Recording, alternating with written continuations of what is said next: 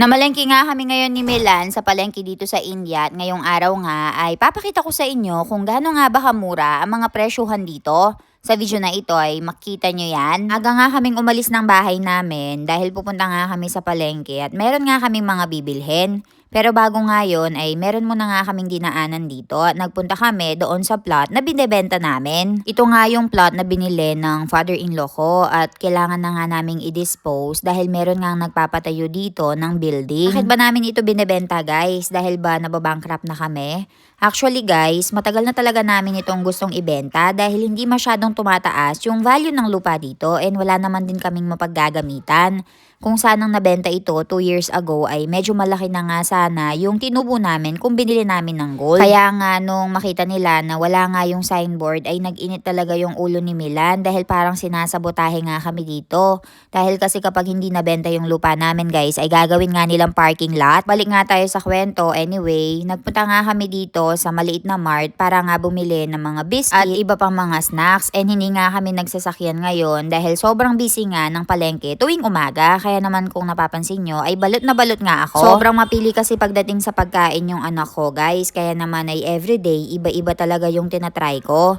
Kaya naman napagdesisyonan ko na gumawa nga ng spaghetti para sa kanya at naghahanap nga ako ng mga ingredients na siyang kakailanganin ko. Pagkatapos nga nito guys ay pumunta naman kami sa may market proper para nga bumili ng suit. Isa pa lang kasi yung damit na nabili namin kay Baby Ivan para nga sa darating na kasalan at meron na nga lang 9 days. At dahil nga nakatira kami sa village ay nag-pre-order pa nga lang yung mga store owners dito na kakilala namin at ngayon nga ay dumating na daw kaya naman i-check natin. Alala ko nga din na naubos na nga din yung pangligo ni Baby Ivan at saka dahil malamig na nga dito sa India ay binilhan ko nga din siya nitong moisturizing lotion. After nga nito guys ay dumiretso na nga kami sa may bilihan ng mga vegetables at saka mga prutas.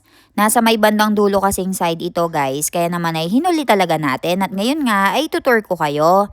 Dito nga sa bilihan ng mga prutas guys ay mauuna ka talaga at makikita mo siya sa bungad.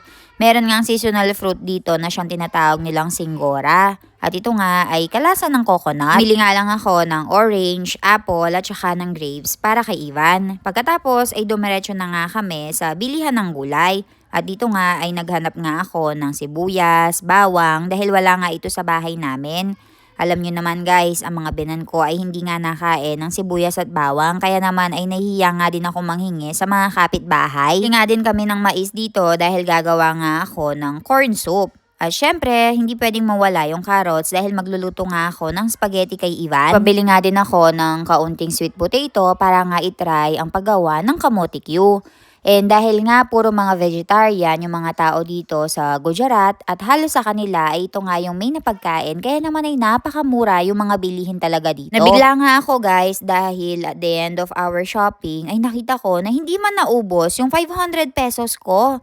Sa Pilipinas guys, ano yung maaabot at mabibili ng 500 pesos ngayon?